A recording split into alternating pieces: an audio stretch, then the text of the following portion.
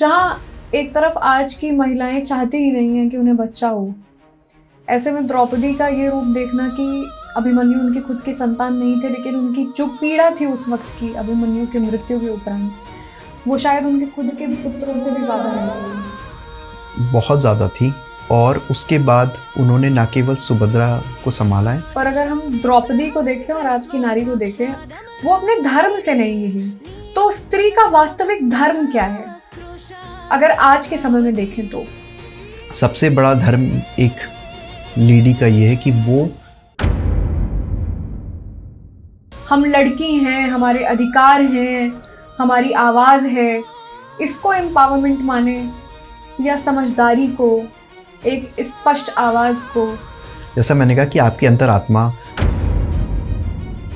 अगर द्रौपदी की सभा वाली घटना को हम देखें तो एक सभा थी जिसने वहाँ द्रौपदी को अपमानित किया, और सोशल मीडिया पे मैं अगर अब डायरेक्ट उठा के चली आऊँ तो ये जो आज की सोसाइटी उस कंटेंट को देख रही है, कहीं ना कहीं वो भी सभा है, वो भी स्पेक्टेटर्स हैं। उस पर आप क्या कहना चाहेंगे? ये मानसिकता किस तरीके से हम बदल सकते हैं? द्रौपदी के साथ जब गलत हो रहा था और अपमान हो रहा था, तो वहाँ पे बहुत सारे राजा महाराजा बैठे थे जी। कर्ण और द्रौपदी के बीच का संबंध क्या था? कहा जाता है कि द्रौपदी बहुत पसंद करती थी कर्ण को।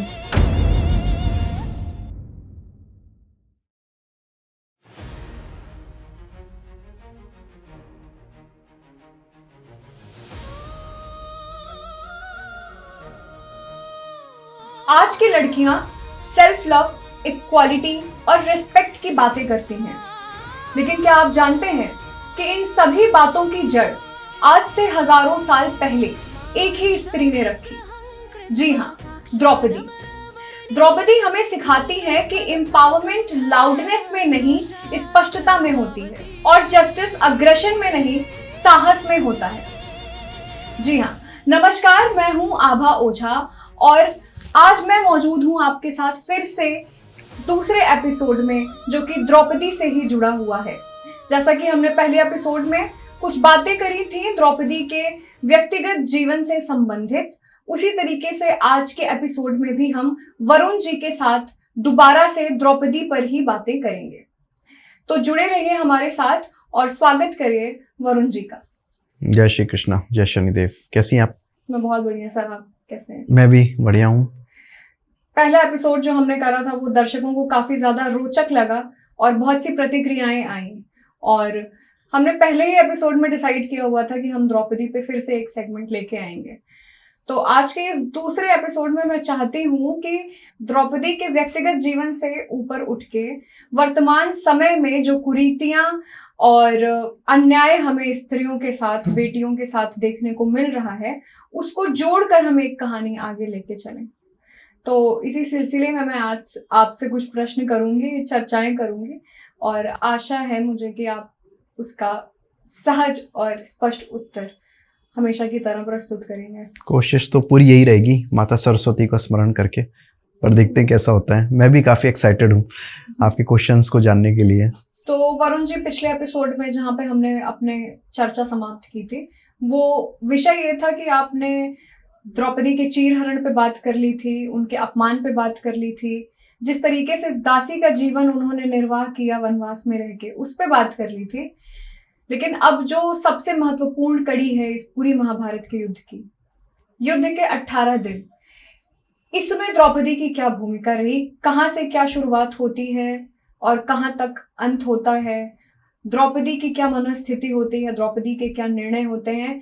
एक साहसी और निर्भीक द्रौपदी का जो चरित्र हमें उस युद्ध के दौरान देखने को मिलता है, उसकी झलक आप दें दर्शकों को, मैं ये चाहती हूँ। और सबसे पहला प्रश्न जो मैं पूछना चाहूंगी वो यही होगा कि द्रौपदी और कृष्ण के संबंध कैसे थे? ये जो ये रिश्ता था, ये भाई बहन का रिश्ता था, ये मित्र का रिश्ता था, या जो भी आपसी सहमति और स्वीकृति उन दोनों के मध्य थी, वो पूरा दृश्य आप समझाएं हमें। बहुत बड़ा क्वेश्चन आपने मुझसे पूछा है, क्योंकि ये कई चीज़ों को समेटे हुए है। कोशिश करूँगा कि इन चीज़ों का सही उत्तर देते हुए। कृष्ण भगवान का और द्रौपदी का एक मित्रता का नाता था। जब भी द्रौपदी को कोई भी प्रॉब्लम हुई या कभी भी हुआ संताप हुआ तो उन्होंने कृष्ण भगवान को ही याद किया है। जब पांडव वनवास में चले गए युद्ध के बाद, तो कृष्ण भगवान उनकी राजी खुशी पूछने के लिए वन में जाते हैं जहाँ पे पांडव थे, और वहाँ पे एक मित्र से जैसे आप बात करते हैं, आज भी हम अपने फ्रेंड से बात करते हैं, ऐसे ही द्रौपदी ने श्री कृष्ण को पूरा प्रसंग वहाँ पे बताया है कि मेरे साथ ऐसा हुआ, जो भी उस चीरहरण में चीज़ें हुई थी। एक और चीज़ मैं आपसे कहना चाहूँगा जो कि बहुत अनफॉर्चुनेट चीज़ हुई उस चीरहरण के दौरान, जो माफ़ी चाहूँगा मेरे माइंड से या तो स्किप कर गई या मैं नहीं बोल पाया, कि द्रौपदी उस समय मेंस्ट्रुअल साइकिल में थी जब ये चीरहरण हुआ, और वो एक सिंगल गारमेंट पहने हुए थी, और जब दुशासन उनको बालों से पकड़ के खींच के लाते हैं तो द्रौपदी वहाँ पे वो कहती हैं कि मेरे ये मासिक धर्म चल रहा है और आप ऐसे मुझे खींच के ले जा रहे हो, मैं ऐसे अपने से वृद्ध, अपने से बड़े लोगों के सामने कैसे जाऊंगी।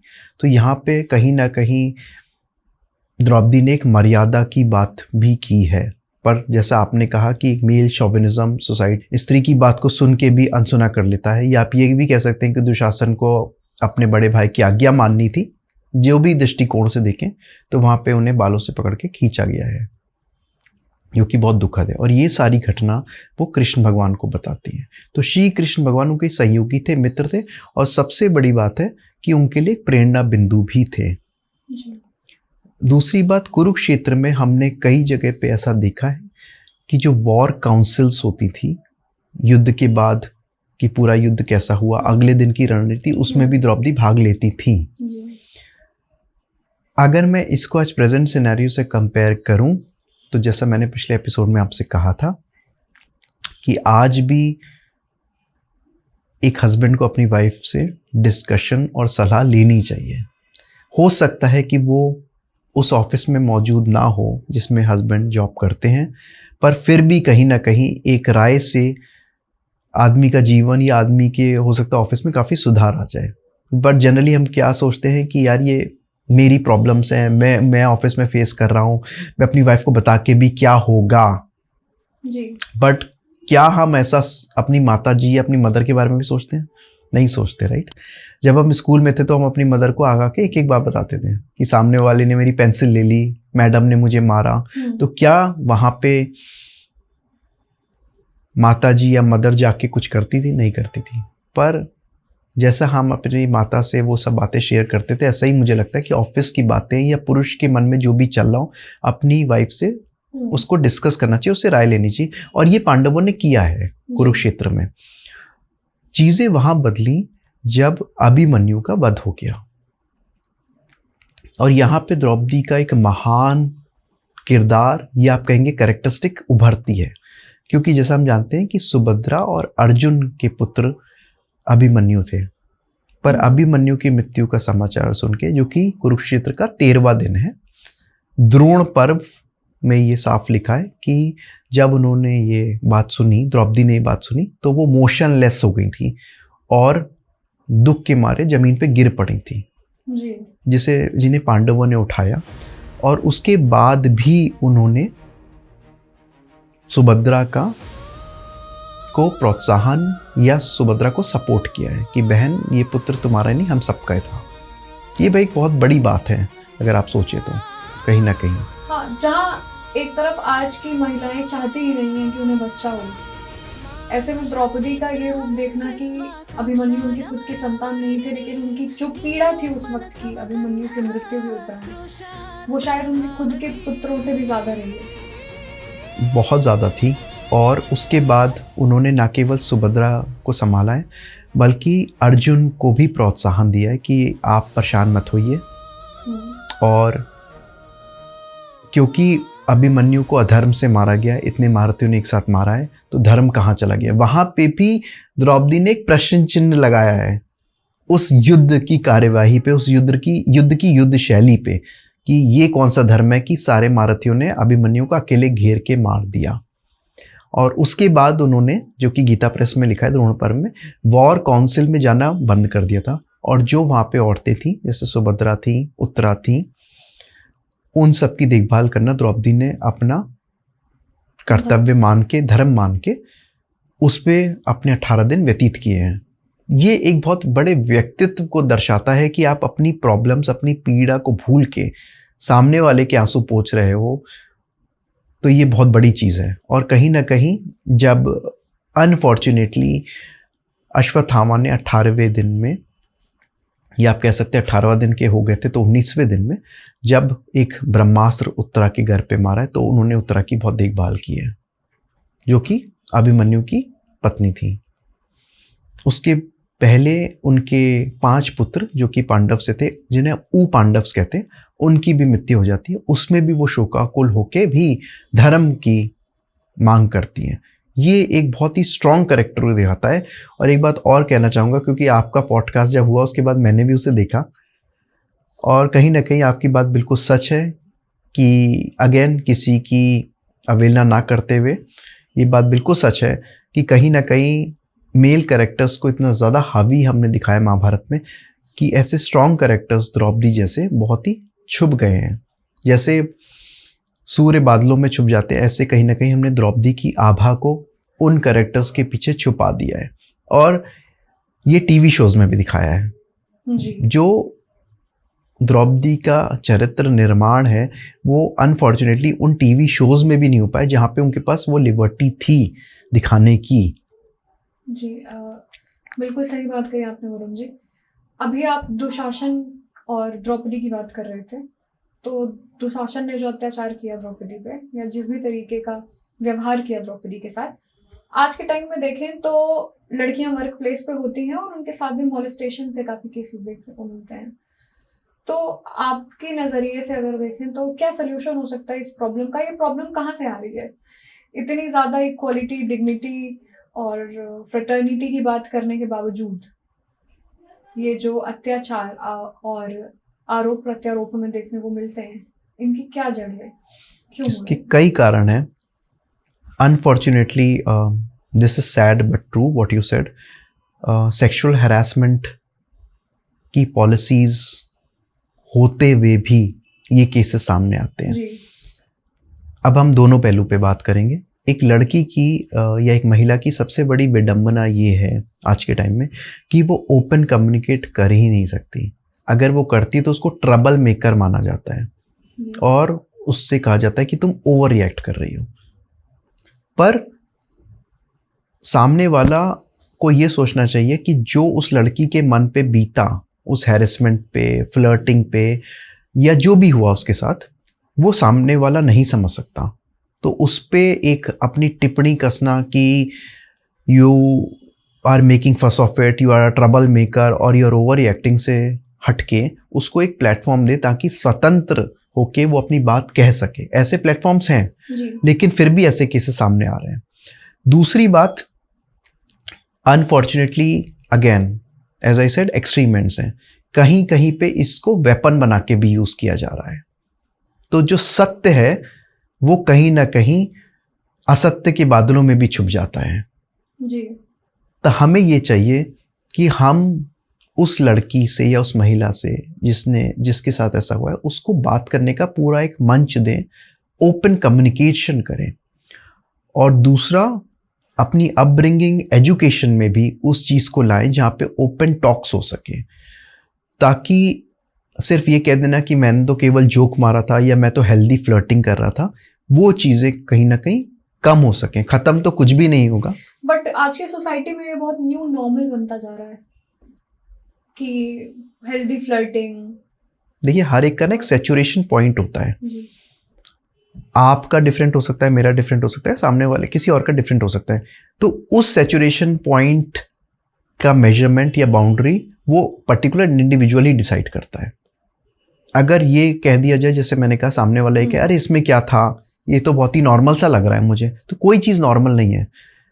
हाँ, extreme ends are always bad as I said, but end of the day it shouldn't be ignored कि सामने वाला एक तो हिम्मत करके आपसे वो बात शेयर कर रहा है। तो कंपनी को ये चाहिए या उसके सुपरवाइजर को चाहिए कि उससे ओपन डिस्कस करे, उसको एंकरेज करे कि वो डर के मारे नहीं, पर अपने अधिकार के नाते उस बात को ओपनली डिस्कस करे कि उसको क्या फील हुआ और क्या हुआ, ना कि ये कहना कि you are a troublemaker और you are making fuss of it और यू आर ओवर रिएक्टिंग से हटके उसको वो पर्टिकुलरली एक इन्वायरमेंट मिले जिससे ओपन डिस्कशंस हो सकें। सेकेंडली, कल्चर ट्रेनिंग बहुत इंपॉर्टेंट है। अब मैं इसको थोड़ा सा एक्सपैंड करूंगा। जी, कल्चर ट्रेनिंग से क्या आपका तात्पर्य है, वो समझाइए थोड़ा। हम लोगों ने देखा है कि हम में से बहुत लोग आईटी प्रोफेशनल्स इंक्लूडिंग मी, हम लोग इंडिया से बाहर जाते हैं, अब्रॉड में जॉब करते हैं, राइट। तो हर कंट्री की एक सभ्यता है, एक कल्चर है जी। जैसे मैं एक हिंदुस्तानी हूँ, मैं यहाँ पे पला बड़ा, लेकिन मैंने फॉरेन में बहुत साल जॉब की है, कई कंट्रीज में रहा मैं। तो सबसे पहले हमारे एचआर ने ये मेक श्योर किया कि ऑन बोर्डिंग टाइम पे कल्चर ट्रेनिंग हो, क्योंकि कई कल्चर्स में उस चीज़ को बुरा मान सकते हैं जो हमारे शायद कल्चर में अच्छा हो, और वाइस वर्सा। जी। अब यहाँ पे मर्यादा रखते हुए मैं कुछ सेंटेंसेस को रिपीट नहीं कर सकता, कह नहीं सकता, जो कि हो सकता है कुछ कल्चर्स में अच्छा हो पर हमारे कल्चर में वो बुरा है। जी। तो सबसे पहली बात, आपको खुद से, अगर आप किसी कंट्री में मूव कर रहे हैं तो आपके करिकुलम में वो कल्चर ट्रेनिंग होना हो, आप यूट्यूब पे जाइए और उस कल्चर, उस सभ्यता को समझिए। आप ये मत सोचिए कि मुझे 2 लाख ज़्यादा मिल रहा है तो मैं फॉरेन जाऊँगा और वहाँ पे अपना सेटल कर लूँ। उससे पहले you need to understand the culture, and it can be a lady, it can be a man, I am not saying to a particular sex here. और उसके बाद समझिए कि उसकी वहाँ पे उस सभ्यता की रिक्वायरमेंट क्या है, उस सभ्यता कैसे चलती है। अगर आप उस कल्चर को समझ जाएंगे तो कई चीज़ें ऑटोमेटिकली सॉल्व हो जाएंगी। अब कई बार ऐसा होता है कि अब्रॉड में बहुत ओपन डिस्कशंस होते हैं जिसको कुछ लोग गलत समझ लेते हैं, जैसे, और ये सिर्फ एक उदाहरण है, कोई अपने पे ना ले। कुछ लोगों की मानसिकता ये है कि अगर एक लड़की ड्रिंक करती है आज के टाइम में भी तो वो गलत है। आजकल भी ऐसे लोग हैं जो सोचते हैं कि अगर एक लड़की सिगरेट पी रही है तो वो उसका चरित्र अच्छा नहीं है। ये तो हमें मानना पड़ेगा, आज भी हम लोगों के अंदर ये कहीं ना कहीं, कुछ लोगों के अंदर ये तो मेंटल गैप है ही है। हाँ। अगर एक लड़की ने हंस के बात कर ली तो वो हम में इंटरेस्टेड है। ये एक कुछ उदाहरण है जो हमें अपने अंदर ढूंढ के उसे खत्म करना है। We have to seek and destroy those kind of mindsets within ourself, और ये आप खुद ही करोगे, आप कोई कर नहीं सकता। ये हैबिट्स और जेस्चर्स जो होते हैं वो किसी के कैरेक्टर को डिफाइन नहीं करते। एग्जैक्टली। अगर मैं सिगरेट पी रहा हूँ as a man for instance, तो मुझे क्या राइट है कि सामने वाले को कैरेक्टर को जज करूँ क्योंकि वो सिगरेट पी रही है या पी रहा है। लेकिन हमारे मार्केट में सिगरेट्स बिक रही हैं और हम सब कंज्यूमर्स हैं, हम सबको राइट है कि हम जो यूज करना चाहें कर सकते हैं। तो कहीं भी ऐसा रिटन नॉर्म ना तो कॉन्स्टिट्यूशन में है ना रूल बुक में है, ये सिर्फ यहाँ पे है, बट वो हमारी माइंडसेट में है, क्योंकि हमने वो अक्वायर्ड माइंडसेट है। हमें कहीं ना कहीं हमारी फैमिली या जिन गैदरिंग्स में हम जाते हैं, जिन सोसाइटी में हमारा एंगेजमेंट होता है, वहां से हमें मिली होती ये कल्चर गैप है जो हम लोग की अपब्रिंगिंग है। Any country, any city, that comes from our roots, as you rightly mentioned, वो हमें खत्म करना पड़ेगा। अगर एक लड़की ने हंस के बात कर ली तो वो आपको as a friend, as a colleague मान रही है। और ये बात मुझे कहनी भी नहीं चाहिए इस मंच पे, तो बट ऑब्वियस है कि जैसे हम 2 लड़के मिलके हंस के बात कर सकते हैं, ऐसे एक लड़की एक लड़का भी हंस के बात कर सकते हैं। इसमें गलत जगह डायरेक्शन डालना कि ये मेरे में इंटरेस्टेड है, she is hitting on me, those kind of things should be stopped immediately. But personal level पे मैंने जितना एक्सप्लोर किया है या किसी और लड़की ने भी किया होगा, तो हम देखते हैं कि टियर 1 सिटीज को छोड़ दें तो अभी भी जो बाकी टियर 2, टियर 3, ऐसा नहीं है, सॉरी आपकी बात काटूंगा, ये एक माइंडसेट है। टियर 1, टियर 2 की बात नहीं, ये एक अपब्रिंगिंग। मैंने टियर 1 सिटीज में भी लोगों को ऐसे शैलो माइंडेडनेस देखी है। ये कहीं ना कहीं आप अपने कल्चर और आप अपब्रिंगिंग से लेके, जो आपने कॉन्वेंट स्कूल या अच्छे स्कूल्स में पढ़ के भी आप उसको सॉल्व नहीं कर पाए। जी। फॉर इंस्टेंस, कोई लड़की सिगरेट पी रही है तो आप उसके कैरेक्टर पे तंज कसोगे, पर अगर आपकी बहन अगर सिगरेट पी रही है तो तब आप ये कहोगे कि फॉरेन में रहती है यार, सिगरेट तो बड़ी कॉमन है, क्या हो गया पी ली तो। सब कुछ अपनी जगह पे एकदम सही है, पर अगर हम द्रौपदी को देखें और आज की नारी को देखें, और आज के समय में अगर द्रौपदी प्रकट हो और किसी नारी से प्रश्न पूछें इन चीजों से संबंधित कि अपनी स्वतंत्रता के नाम पे वो जो भी चुनाव अपने लिए करती है वो कितना उचित है और अनुचित है, तो वो क्या सोचेंगे, क्योंकि उनके समय में तो इतने अत्याचारों के बाद भी, अपमान के बाद भी, त्याग के बाद भी वो अपने धर्म से नहीं हिली। तो स्त्री का वास्तविक धर्म क्या है अगर आज के समय में देखें तो, उस समय से तुलना करके या हमारे इतिहास को उठा के देखें तो, क्योंकि ये बात बिल्कुल सत्य है कि समय के साथ धर्म बदलता है, क्योंकि समय परिस्थितियों पर निर्भर करता है। तो आज का ये जो मॉडर्न वर्ल्ड है, ग्लोबलाइजेशन का वर्ल्ड है, मटीरियलिस्टिक वर्ल्ड में जो हम बहुत रह रहे हैं, क्योंकि हमारा माइंडसेट भी उसी की तरफ शिफ्ट हो रहा है कि हम इमोशनल से ज्यादा रेशनल होना चाहते हैं। तो ऐसे में स्त्रियों का धर्म क्या है? आर्ट ऑफ सेइंग नो सबसे बड़ी चीज है। Consent is very much important yes for a lady. तो सबसे बड़ा धर्म एक लेडी का ये है कि वो अपनी बात को सही मामलों में रखें और जहां पे उनको लगता है वहां पे वो नो बोलें, सिर्फ नो ही काफी है। अपनी कंसेंट रखें और मनवाएं। अगर वहां पे लड़की कंसेंट नहीं दे रही किसी चीज को तो वहां पे स्टॉप हो जाना चाहिए, रेड सिग्नल होना चाहिए। बट यहाँ पे मानसिकता अगेन प्ले करती है कि आदमी सामने वाला उस चीज को समझता नहीं है। कोई भी लड़की डायरेक्ट एचआर के पास नहीं जाती, वो कहीं ना कहीं सामने वाले को पहले रिक्वेस्ट करती है कि भाई हो गया, अब let's stop it here, I am getting uncomfortable. जितना मुझे समझ में आता है, कोई लड़की डायरेक्ट एचआर के पास नहीं जाएगी कि मुझे हैरेसमेंट हुआ है, वो सामने वाले से रिक्वेस्ट करती है। बट सामने वाला उस चीज को रेपिटेटिव करता रहता है, तब उसको अपनी आवाज उठानी चाहिए, ना कि सहना चाहिए। यही हमें द्रौपदी से सीखने को मिलता है। उसने अपनी आवाज उठाई है जी। उसने हमेशा धर्म की मांग की है, चाहे वो अभिमन्यु के वध में हो, चाहे चीरहरण के टाइम पे हो। और सबसे बड़ा स्त्री का धर्म यह है कि क्षमा।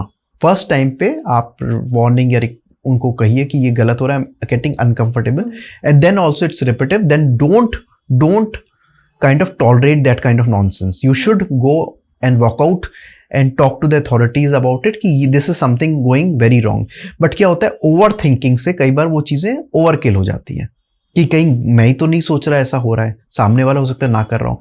ये विडंबना खराब कर देती है चीजों को। अगर आपको लगता है आप अनकंफर्टेबल हो तो आप अपने सुपीरियर से बात करो, टेक हिज और her suggestions on that and then would work. Like Draupadi ने कई बार कृष्ण भगवान से राय ली है कि प्रभु, या वो तो मित्र मानती थी, मैं ऐसा सोच रही हूँ, आप बताओ मेरे साथ ऐसा हुआ। और श्री कृष्ण ने बहुत अनबायसली उनको समझाया है। जैसे उन्होंने कहा है कि अभिमन्यु को मारना अधर्म था, तो श्री कृष्ण ने उन्हें समझाया कि हाँ, सबका बदला प्रतिशोध लिया जाएगा इन अ राइट टाइम। तो अनबायसली अप्रोच वाले और विजडम वाले इंसान को आप अप्रोच करें, उनसे बात करें और अकेले अंदर कमरे में घुटते ना रहें। ये घुटना एक डिप्रेशन को दर्शाता है, और डिप्रेशन के बाद जब वो लावा निकलता है तो सब उस बात को पकड़ लेते हैं कि लड़की चिल्लाती बहुत है, लड़की चीखती बहुत है, लड़की के अंदर गुस्सा बहुत है। वो गुस्सा आपने ही पैदा किया है, जो उसने कहीं ना कहीं सहा है, और वो अब वॉल्केनो बन के फट रहा है। तो लड़कियों को चाहिए कि वो उसे वॉल्केनो ना बनने दें, शुरुआत से ही चीजें क्लियर करके चलें। जी, मैं बिल्कुल आपकी बात से सहमत हूँ वरुण जी कि कंसेंट बहुत इंपॉर्टेंट होता है। अगर लड़की की ना है तो वो सिर्फ ना है, आपको व्यक्तिगत स्तर पे समझना होगा कि क्या सही है और क्या गलत है। और वहीं पे पुरुष को चाहिए या मैन को चाहिए कि वो अपनी मैनलीनेस दिखाए और वहां पे स्टॉप हो जाए, चाहे वो कोई भी चीज हो। तो पुरुष का पुरुषत्व धर्म में होना और एक स्त्री का स्त्री धर्म में होना, ये समझना कि उनका क्या ड्यूटी है और उनकी क्या आइडेंटिटी है, उनकी क्या रिस्पेक्ट है एक पर्टिकुलर सोसाइटी में, पर्टिकुलर कैरेक्टर में, वो बहुत ज़रूरी है। और दर्शकों, अगर आपको ये एपिसोड पसंद आ रहा हो तो मेरा अनुरोध है आपसे कि आप इसे लाइक करें और ज़्यादा से ज़्यादा शेयर करें, जिससे ज़्यादा से ज़्यादा लड़कियों में अवेयरनेस फैले कि वो क्या सीख सकती हैं हमारे इतिहास के उन पात्रों से जिन्होंने अपने जीवन को अपने त्याग से, अपनी सूझबूझ से, अपनी समझ से बहुत ही बड़ा बनाया कि हम इतने हजार सालों बाद भी उनसे सीख ले रहे हैं, उनसे समझ ले रहे हैं और अपनी ज़िंदगी में आगे बढ़ रहे हैं। तो वरुण जी, आजकल सोशल मीडिया के ज़माने में लड़कियां इंस्टाग्राम पे, यूट्यूब पे बहुत कंटेंट बनाती हैं और तरह तरह के कंटेंट होते हैं। अब ऐसे में जब हम कमेंट सेक्शन पढ़ते हैं तो उनमें लड़कों के बहुत ही भद्दे भद्दे कमेंट्स पढ़ने को मिलते हैं। अगर द्रौपदी की सभा वाली घटना को हम देखें तो एक सभा थी जिसने वहां द्रौपदी को अपमानित किया, और सोशल मीडिया पे मैं अगर अब डायरेक्ट उठा के चली आऊँ तो ये जो आज की सोसाइटी उस कंटेंट को देख रही है, कहीं ना कहीं वो भी सभा है, वो भी स्पेक्टेटर्स हैं। तो उनकी जो प्रतिक्रिया आती है एक पर्टिकुलर कंटेंट पे, अगर वो अभद्र नहीं होता है तब भी, उस पे आप क्या कहना चाहेंगे? ये मानसिकता किस तरीके से हम बदल सकते हैं? क्या सीखना चाहिए हमें? आपने बहुत अच्छा एनालॉजी से इसको एक्सप्लेन किया है। Really hats off to you. Draupadi के साथ जब गलत हो रहा था और अपमान हो रहा था तो वहाँ पे बहुत सारे राजा महाराजा बैठे थे जी। पर बहुत ही कम वहाँ पे कुछ बोल पाए। और आजकल सोशल मीडिया में भी यही है कि एक इंसान बोलता है और 100 लोग उसके पीछे और बोलने लगते हैं। और ये आप व्हाट्सएप ग्रुप में भी देख सकते हैं। व्हाट्सएप ग्रुप सोसाइटीज़ के भी बने हैं आजकल। जी जी। एक इंसान पे दोषारोपण होता है और 100 लोग उसके पीछे आ जाते हैं बोलने, चाहे उनका उसमें रोल है नहीं है, उनका कुछ है नहीं। मुझे ऐसा लगता है कि यहाँ पे दो चीज़ें हो सकती हैं। Again this is just my thinking. अगर आपको कुछ ना कुछ उसमें अनुचित लगता है, पहली बात तो ये कि उसे सोचने समझने की कोशिश करें, क्योंकि कंटेंट क्रिएटर्स जो भी हैं उनका बहुत समय और मेहनत जाता है। सबसे बड़ी मानसिकता ये हो गई है आजकल के ज़माने में कि content creators are doing nothing and they are making easy money. इस मानसिकता को पहले तो हटाइए। कंटेंट क्रिएटर्स भी उतनी मेहनत करते हैं, रिहर्सल करते हैं, कंटेंट को लिखते हैं, फोटोग्राफर से बात करते हैं, मतलब it's a whole kind of process involved in making a content and delivering the content end to end. तो हमारी मानसिकता ये है, मैं 9 to 5 IT जॉब करता हूँ, ये कंटेंट क्रिएटर 10 मिनट की रील बना लेता है। वो 10 मिनट की रील नहीं है, उसके भी कितने घंटे लगने के बाद वो एक छोटा सा आउटपुट निकला है। जैसे हम महीनों काम करें और एक सॉफ्टवेयर का निर्माण करें सॉफ्टवेयर इंजीनियरिंग से, तो वो इतने घंटे की तपस्या या मेहनत का फल है। वो एक रील 2 मिनट की हो चाहे 5 मिनट की हो, वो उनकी मेहनत का एक निचोड़ है। उसके पीछे उन्होंने जो त्याग किया है, अपनी फैमिली को सेक्रीफाइस किया, अपने नाश्ते को सेक्रीफाइस किया, एज एन एग्जाम्पल फोटोग्राफर से कोऑर्डिनेट किया, कितनी लड़ाइयाँ लड़ी हैं, वो आया है। और उसके बावजूद हम लोग क्या कहते हैं, अरे यार 10 मिनट में इतने पैसे कमा लिए होंगे, हम तो लगे रहते हैं। वो मानसिकता गलत है। ये निगेटिविटी ही हमें अभद्र कमेंट करने का चांस देती है, बढ़ावा देती है। वहाँ वो रूट कॉज है, that's a social evil. Second thing is still if I see that something is wrong there, why don't we contact her personally? अगर मुझे अपने फ्रेंड से कोई प्रॉब्लम है तो क्या मैं एक फ्रेंड को सोशल गैदरिंग में बुलाऊंगा और सबके सामने उसको बोलूंगा? नहीं, मैं उसको व्हाट्सएप करूंगा, उसे कॉल करूंगा, राइट? जी। पहली बात तो ये कि मुझे वहां पे बोलना ही नहीं चाहिए, क्योंकि मैं उसे पर्सनली तो जानता ही नहीं कंटेंट क्रिएटर को। मेरा एक न्यूट्रल स्टांस होना चाहिए, राइट? लेकिन स्टिल आई एम सेइंग, होता है बहुत इमोशनल आउटबर्स्ट हो जाते हैं लोगों के, तो आप उसे पर्सनली रीच आउट करो। आप क्यों ग्रुप में बोलते? क्योंकि आपको सहयोगी चाहिए। आप डरते हो कि अगर आप पर्सनली रीच आउट करोगे और उसने उसका जवाब दे दिया तो आपके पास हो सकता है उसके जवाब का जवाब ना हो, बट आप अपने सहयोगी वहां खोज रहे हो कि मैं एक कमेंट लिखूंगा, उस पे लोग वहां पे लाइक मारेंगे या रिप्लाई करेंगे, तो कहीं ना कहीं मैं भी उस रील के थ्रू वायरल होना चाहता हूं। सेकेंडली, मैं ये चाहता हूं कि जैसे महाभारत की बात करूं तो ग्रुप अटैक हो। महाभारत में group attacks were very common, तो I want to do a group attack on that particular content creator, right? अब ये हो सकता है मेरा इमोशनल आउटबर्स्ट हो, या मैंने जैसे आपको रीजन बताया कि मेरा एक माइंडसेट है कि कंटेंट क्रिएटर काम नहीं करते, और तीसरा रीजन है कि मेरे को अपने ही पॉइंट में शंका है कि सही नहीं है, but just for sake of it मुझे वहां डालना है। एक एग्जांपल पे देता हूं, कॉन्फिडेंस नहीं है कि सही बोल रहे हैं या गलत बोल रहे हैं, बस बोलना है।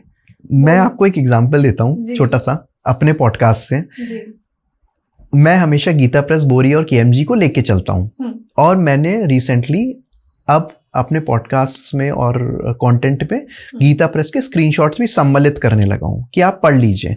और मैं आपको पर्व भी बताऊंगा जिसको आप गूगल भी कर सकते हो। पर्व आप किताब भी डाउनलोड कर सकते हो।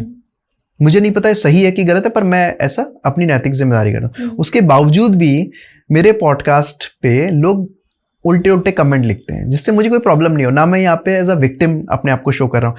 पर यही वो चीज है कि आप पढ़ने के बजाय सामने पे तंज कस रहे हो। अगर मैंने आपको कहा कि कर्ण पर्व में ये लिखा है तो आप क्यों नहीं पढ़ते उसको, और पढ़ के आओ फिर मुझसे डिस्कशन डिबेट करो। लेकिन नहीं, मेरे को तो उस कंटेंट पे प्रॉब्लम नहीं है, उस बंदे से प्रॉब्लम है कि वो बंदा कंटेंट क्यों डाल रहा है। और यही मानसिकता हमें हर जगह देखने को मिलेगी। इसीलिए मैं यही कहूंगा कि अपने संयम रखें, इमोशनल आउटबस्ट ना होने दें, और फाइनली उसकी मेहनत को समझें। वो ये नहीं कह रहा कि उसे कोई अवार्ड चाहिए क्योंकि वो मेहनत करके कंटेंट बना रहा है, पर एटलीस्ट उसके कंटेंट को खराब तो मत करिए। अब मुझसे लोग कहते हैं, मैं एक एग्जांपल यहां देना चाहूंगा कि विराट युद्ध में अर्जुन के पास गांडीव नहीं था, ये लोगों ने मुझे लिखा है।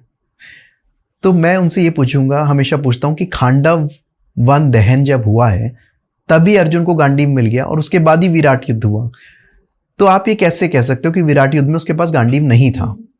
या विराट युद्ध में लोग कहते हैं कि कर्ण के पास कवच कुंडल थे, ठीक है, मान लिया, पर उससे पहले ही कुंडल हरण पर्व हो चुका है। जो चीज उससे पहले हो गई और उन्होंने अपना शरीर को कुरेद कर जब इंद्र भगवान को दे दिया, तो आप विराट युद्ध में क्यों कह रहे हो कि उनके पास कवच कुंडल था?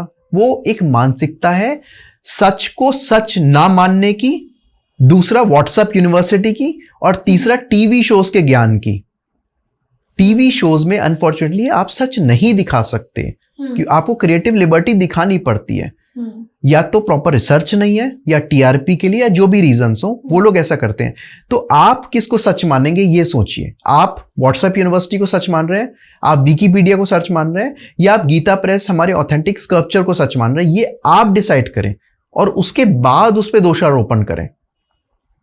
और यही एक प्रॉब्लम है जो सबसे बड़ी थी। और उस जमाने में एटलीस्ट एक सभ्यता थी कि लोगों ने द्रौपदी को गलत नहीं कहा, वो चुप रहे, वो तो गलत था। लेकिन आज के जमाने में उल्टा हो गया है कि द्रौपदी को ही कहा जाएगा। अगर आप, जैसे आपने कहा था, अगर द्रौपदी इस युग में आ जाए तो इस सोसाइटी में द्रौपदी को ही सब गलत पहले बोलने लगेंगे जी। जबकि सबसे बड़ी गलती युधिष्ठिर की थी, जो मैं हमेशा कहता हूं आपसे। इसीलिए हमने टेक्नोलॉजी यूज कर ली, हम मॉडर्नाइजेशन की तरफ बदल गए, पर हमने कभी अपने दिल में झांक के नहीं देखा कि मैल कहाँ पे है, उसको क्यों नहीं साफ करें। लोगों का किसी और से कुछ भी सुन के कुछ भी मान लेना सबसे बड़ी प्रॉब्लम एक ये भी है, क्योंकि हम खुद से मेहनत करके ना तो पढ़ना चाहते हैं, ना सच्चाई को जानना चाहते हैं, और बिना किसी तथ्य के सामने वाले पे दोषारोपण कर देते हैं, अभद्रताएं करते हैं ऐसे सोशल मीडिया प्लेटफॉर्म्स पे, जो कि सही नहीं है। मेरी तो सबसे यही रिक्वेस्ट है, हाथ जोड़ के, मैं अपनी बात नहीं, हर कंटेंट क्रिएटर के लिए बात आज इस मंच पे कह रहा हूं कि आप उनकी मेहनत को नहीं मानते, मत मानिए, कोई बात नहीं, लेकिन कम से कम उनकी पब्लिक फोरम में जाके इंसल्ट तो मत करिए। ऐसी ऐसी फाउल लैंग्वेजेस आप लोग यूज करते हो किसी के लिए। मैं यहाँ पे लड़का लड़की बात नहीं कर रहा, इन जनरल कह रहा हूँ। बहुत ही दुख होता है देख के। और again as I said, it's not about just me, it's all about all the content creators in social media. आप उस चीज को नहीं मानते तो इग्नोर करिए, आपको वो कंटेंट क्रिएटर पसंद नहीं तो आप उसे ब्लॉक करिए, कोई बात नहीं। लेकिन वहां जाके पब्लिकली तमाशा करना और उल्टे सीधे कमेंट डालना, ये आपके व्यक्तित्व को बहुत छोटा दिखाता है।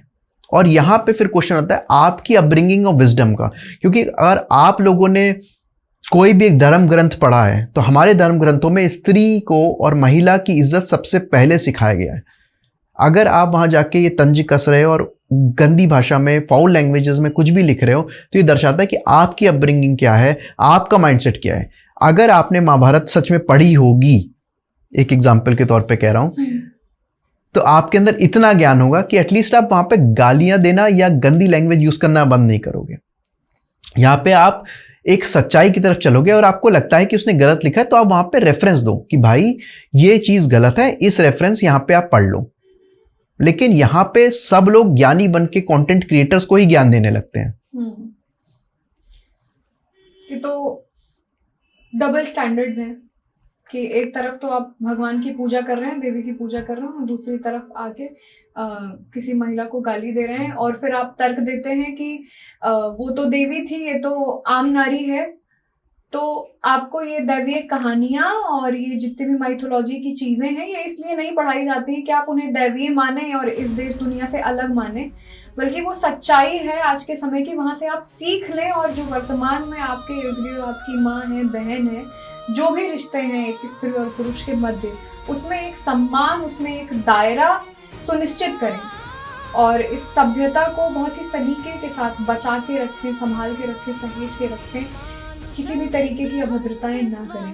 तो ये बहुत ज़रूरी है। और अभी वरुण जी आप बोल रहे थे कि टीवी शोज़ में गलत दिखाया जाता है, और ज़्यादातर जो फीमेल्स होती हैं, क्योंकि उनको अपने हाउस होल्ड के भी काम करने होते हैं, वर्क प्लेस पे भी जाके काम करना होता है, तो वो जनरली टीवी सीरियल्स ही प्रेफर करती हैं देखना फॉर देयर एंटरटेनमेंट। और अगर हम एंटरटेनमेंट के थ्रू, यहाँ पे फिर से मैं काटूंगी बात, लोग कहते हैं एंटरटेनमेंट तो एंटरटेनमेंट होता है, उसमें कुछ हमें इन्फॉर्मेशन की ज़रूरत थोड़ी होती है, वो तो हंसने के लिए होता है, माइंड को डाइवर्ट करने के लिए होता है, खुद को लाइट फील कराने के लिए होता है। बट अगर हम एंटरटेनमेंट में ही गलत चीज़ें दिखा दें, कोई गलत कहानी लोगों को दिखा दें और वो गलत कहानियों से प्रेरित हो जाएं, उसको अपने जीवन में उतारने लगें, तो हम इस चीज़ से कैसे बच सकते हैं? ये जो गलत कंटेंट, चाहे वो टीवी का कंटेंट हो, चाहे वो सोशल मीडिया पे भी हमें गलत कंटेंट देखने को मिल रहा हो जस्ट फॉर द टीआरपी, इस प्रॉब्लम का क्या सोल्यूशन है? क्या इसके लिए भी कोई नॉर्म्स होने चाहिए? कौन डिसाइड करेगा कि ऐसा ये कंटेंट सही है, ये कंटेंट गलत है? ये आपका खुद का मन, आपकी अंतरात्मा डिसाइड करती है। जब भी हम कोई चीज़ देखते हैं, सुनते हैं, बोलते हैं, हमारी अंतरात्मा, ये कॉन्शियस हमें ऑलरेडी बता देता है वो कि ये चीज़ गलत है, लेकिन हम उसको अनसुना करके उस चीज़ को एंजॉय कर रहे होते हैं। दूसरी बात, जो लोग ये कहते हैं कि it's a mode of entertainment, but जो हमारा ब्रेन है वो हर चीज़ को कैच करता है सबकॉन्शियस माइंड में। एग्जैक्टली। और हम वो एक्शन से इनडायरेक्टली मोटिवेट होते हैं जी। और वो ऐसा नहीं है कि हमारे माइंड में है तो अभी हम बोल देंगे, पर वो सबकॉन्शियसली रिकॉर्ड हो गया है। और सबकॉन्शियसली रिकॉर्ड होने के बाद हमारी एक्शंस कुछ और बोलते हैं और हमारी जबान कुछ और बोलती है। तो सबसे बड़ी बात है, मैं ये नहीं कहूँगा ये कंटेंट अच्छा है या बुरा, ये आपकी अंतरात्मा खुद डिसाइड करेगी। आपकी अपब्रिंगिंग, आपकी मॉरल एजुकेशन, आपकी विजडम डिसाइड करेगी। तो अगर आपको लगता है ऐसा, एक वार्निंग सॉर्ट ऑफ आता है आपके माइंड में, तो उसको तुरंत आपको चेंज कर देना चाहिए। दूसरा, अगर हम रिलीजियस सीरियल्स की बात करते हैं या हिस्टोरिकल सीरियल्स की बात करते हैं, टीवी शोज की बात करते हैं, फिल्म्स की, हाँ, सब कंटेंट ही है, तो ब्लाइंड फेथ मत करिए।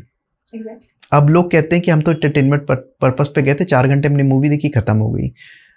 ठीक है, वो भी ठीक है, आप वहां तक रखो, लेकिन उसके बाद जो इंसान रियलिटी आपको शो कर रहा है उस पर भी तंज मत कसो, giving reference of A movie और ए सीरियल। भाई, या तो मैं वहां तक रखूंगा अपना दायरा कि मैं टीवी शोज तक हूं और मैं वहां चुप हूं। तो मेरे पास एक कंटेंट आता है यूट्यूब पे, इंस्टा पे, जिसने कुछ महाभारत के श्लोक दिखाए, रामायण के श्लोक दिखाए, तो आप वहां पे कमेंट मत करो, because you are limited to TV shows and I am fine with that. But the moment you step out into that zone and put the comments कि as per that movie this is not being shown, why are you telling me, that is wrong।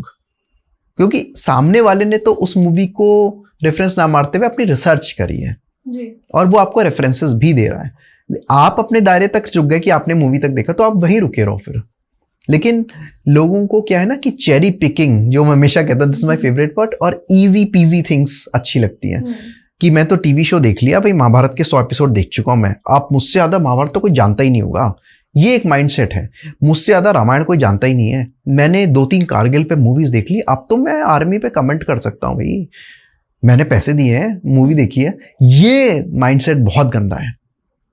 कोई भी movie में 100% दिखा नहीं सकते, और अगर दिखा भी रहे हैं तो भी वो हर चीज को कवर नहीं कर पाएंगे। इसीलिए ये बुक्स बनी है और उनको पढ़ के रिसर्च करके थॉरली, इसीलिए वो पीएचडी होल्डर स्कॉलर्स बैठे हैं। क्यों? उन्होंने अपना टाइम एंड इन्वेस्ट किया है उस चीज को पढ़ने में। तो अगर कोई स्कॉलर एक कंटेंट बना रहा है तो बहुत आसान है कहना है it doesn't make sense, but उसकी मेहनत कितनी है वो वही जानता है, कितनी दिन रात उसने तपस्या करके उस चीज को बनाया है। तो अगर आप किसी चीज़ की रिस्पेक्ट नहीं कर सकते हैं तो किसी की हार्डवर्क को स्पॉइल भी मत करिए उसे डिसरिस्पेक्ट करके। वरुण जी, एक तरफ है आज की स्यूडो फेमिनिस्ट वेव और दूसरी तरफ है एम्पावरमेंट, और जितना हमें देखने को मिलता है ये दोनों पैरेलल चल रहे हैं। एम्पावरमेंट ही कहीं ना, एम्पावरमेंट से लोगों के पास ऑब्वियसली फ्रीडम आती है, और उस फ्रीडम का कितना एक्सटेंट हो ये लड़कियां नहीं डिसाइड कर पाती हैं। तो गुस्से को एम्पावरमेंट माने, अग्रेशन को एम्पावरमेंट माने, जोर जबरदस्ती करके, या हम लड़की हैं, हमारे अधिकार हैं, हमारी आवाज है, इसको एम्पावरमेंट माने, या समझदारी को, एक स्पष्ट आवाज को, एक कह सकते हैं कि तर्क बुद्धि, तर्कशीलता, जितनी भी और रिक्वायर्ड या कह सकते हैं इम्पॉर्टेंट स्किल्स हैं जो होनी चाहिए, ना सिर्फ आदमियों में महिलाओं में, जितना उन्हें पढ़ लिख के समझदार होना चाहिए, अपने धर्म के मार्ग पे अडिग रहना चाहिए। तो ये इन सारी चीज़ों को हम कैसे एक फ्रेम में देख पाएंगे? हम कैसे मतलब डिसाइड करें कि लड़कियां जिस रास्ते पे जा रही हैं वो सही है या गलत है, या आने वाले समय में इसका क्या इम्पैक्ट सोसाइटी पे पड़ेगा? क्योंकि ज़्यादातर हमें ये देखने को मिलता है कि लड़कियों का इंटरेस्ट मैरिज के इंस्टीट्यूशन से जा रहा है, लड़कियों का इंटरेस्ट कमिटमेंट से जा रहा है। इस तरीके तो सभ्यताएं ही नहीं आगे चल पाएंगी। तो आज की स्यूडो फेमिनिस्ट लड़कियों को द्रौपदी से क्या सीखने की जरूरत है? चिंतन। जी, सबसे बड़ा मैं आपके सारे क्वेश्चन का समराइज करके एक छोटा से वर्ड में कहूँगा, चिंतन। जैसा मैंने कहा कि आपकी अंतरात्मा और आपकी विजडम, आपकी अपब्रिंगिंग, सब कुछ ऑलरेडी आपको माइंड में सिग्नल दे देती है कि आप सही कर रहे हैं, गलत कर रहे हैं, लेकिन आप उस आवाज़ को दबा के अपने जोश में, अपने इमोशनल आउटबर्स्ट में, या just for sake of it आप उसको करते हैं क्योंकि आप करना चाह रहे हैं। और उस केस में अनफॉर्चुनेटली जो सच में आवाज़ उठाती हैं, उन आवाज़ को भी दबा दिया जाता है because of pseudo feminism. I will give an example, एक छोटा सा एग्जाम्पल लेते हैं। कोई कैब में सफ़र कर रहा है, उसके साथ गलत हुआ, उसने आवाज़ उठाई, ये हो गया एक सिनेरियो। दूसरा सिनेरियो ये है कि वो सफ़र कर रहा है और उसके पास पैसे नहीं है देने के लिए, तो उसने ड्राइवर पे इल्ज़ाम लगा दिया। ये हो गया इक्वेशन 2, राइट। अब इसमें बहुत मुश्किल है ये डिसाइड करना कि कौन सा इक्वेशन 1 था, कौन सा 2 था, या कौन सा रियलिटी थी। अगर हम 2 को फेक माने, just for sake of it, for now, for reference, तो 1 वाले को भी इतने रेफरेंसेस और इतनी जस्टिफिकेशन देनी पड़ेगी क्योंकि 2 ऑलरेडी हो चुका है कहीं ना कहीं, राइट। और इसीलिए कुछ लड़कियों ने या कुछ लोगों ने उस चीज़ को इतना ज़्यादा खराब कर दिया, उस चीज़ का इतना शोषण कर दिया है कि जो सत्य भी बोलना चाहता है वो भी कहीं ना कहीं दबा दिया जाता है। तो मैं ये कहूँगा कि द्रौपदी से हमें सबसे पहले चिंतन सीखना चाहिए और अपनी आवाज़ को उठाने का हमें पूरा राइट है, इन अ राइटफुल मैनर। अब राइटफुल मैनर कौन डिसाइड करेगा? वो आपकी अपब्रिंगिंग, आपकी विजडम डिसाइड करेगी और वो सिनेरियो डिसाइड करेगा। और जैसे मैंने कहा, आपको कृष्ण जैसा एक मित्र चाहिए जो आपको सही गाइडेंस दे, बायस्ड होके ना बोले कि हाँ तुम सही कह रही हो, हम तुम्हारे साथ हैं। That kind of friend is not required. You require a friend like Krishna who give you unbiased. और आप अपनी बात को शेयर करिए और अपनी बातों का स्पष्टीकरण अपने दिमाग में करिए कि वो क्या सही है या गलत है। और हर चीज़ के पीछे एक्शन पे एक रिएक्शन होता है। तो अगर आज हम कुछ गलत कर रहे हैं तो हमारे पास, इसे कहते हैं लॉ ऑफ कर्मा, आएगा ही आएगा। तो मैं ये नहीं कह रहा कि आप डर के बैठ जाओ, पर कहीं ना कहीं एक चिंतन करो कि जो आप करने जा रहे हो after taking your friends advice और something can lead to what scenario, and if that leads to, then you are responsible for it, then you should own it. For example, if I apply for a job, मैं job apply करता हूँ abroad में और मेरा हो जाता है, मैं वहाँ चलाता हूँ, तो वहाँ के प्रोज एंड कॉन्स दोनों के लिए मैं ही रिस्पॉन्सिबल हूँ और मैं उसे ओन करता हूँ। मैं ये नहीं कह सकता कि फॉरेन में जाके सिर्फ पैसा कमाना ही है, वहाँ पे जो प्रॉब्लम्स आएंगी उसके लिए भी मैं ही रिस्पॉन्सिबल हूँ। तो यहाँ पे एक्शन क्या था कि मैंने जॉब अप्लाई की, इंटरव्यू दिया और मैं चला गया। रिएक्शन क्या है कि जब आपको वहाँ पे पैसा मिलेगा तो हो सकता है वहाँ पे कुछ कल्चरल बाउंड्रीज या इश्यूज भी दिखाई दें। You can not selectively pick anything. और अगर ये आपका माइंडसेट है तो definitely you will excel. But pseudo feminism is causing more harm to the ladies here, जहाँ पे लेजिटिमेट माइंड्स, लेजिटिमेट डिमांड्स को भी सप्रेस किया जा रहा है। सर, सोशल मीडिया पे एंगेजमेंट्स बढ़ाने के लिए एक बहुत स्टोरी है कि कर्ण और द्रौपदी के बीच का संबंध क्या था। कहा जाता है कि द्रौपदी बहुत पसंद करती थी कर्ण को, अर्जुन की पत्नी होने के बावजूद। तो इसमें कितनी सच्चाई है? देखिए, आपने जो बात की बहुत अच्छी बात की। Unfortunately just for getting likes, just for getting into limelight, लोग बहुत कंट्रोवर्शियल स्टेटमेंट्स और कंट्रोवर्शियल कंटेंट भी डाल रहे हैं। और again this is their mindset, I am no one to जज it, but since you asked me, आपने मुझसे क्योंकि पूछा है ये चीज़, मैं आपको ये कहूँगा कि ऐसा कुछ भी नहीं था। लोग कहते हैं कि Draupadi was secretly admiring Karna, she was in love with him. ये एक फालतू बात है, ये कहीं पे लिखा नहीं है, ना ऐसा कुछ हुआ है। कर्ण दुर्योधन के मित्र थे और वो विपक्ष में थे, और द्रौपदी अर्जुन और बाकी पांडवों की पत्नी थी, और उनसे उनका संग्राम हुआ है। बस यही एक रिलेशन है कहीं ना कहीं कर्ण और द्रौपदी के बीच में। इसके अलावा कोई लव अफेयर, सीक्रेट मीटिंग्स और ये सब ऐसा कुछ भी नहीं है, महाभारत में कहीं नहीं लिखा। एटलीस्ट वेद व्यास जी ने तो नहीं लिखा है। आप कोई अपनी खुद की महाभारत लिख रहा है तो वो जाने लेकिन लेजिटिमेट सोर्सेज में तो ऐसा कुछ नहीं है। तो मैं यही कहूँगा एज ऑलवेज से कि लेजिटिमेट सोर्सेज को पढ़िए और उसको समझिए।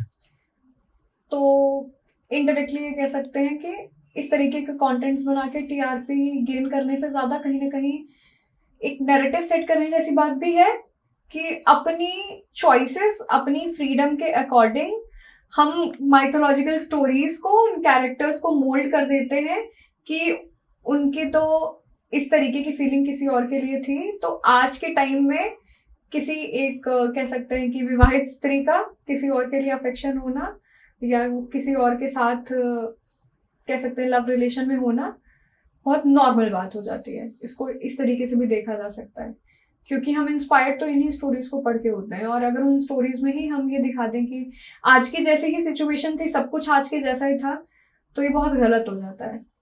अगर हमें आज के जो सिनेरियो हैं उनमें चीज़ों को फिट करना है माइथोलॉजिकल स्टोरीज से भी, तो हमें पॉजिटिव चीज़ों को ही ऐड करना चाहिए, नेगेटिव को नहीं कि वो गलत डायरेक्शन में जाए।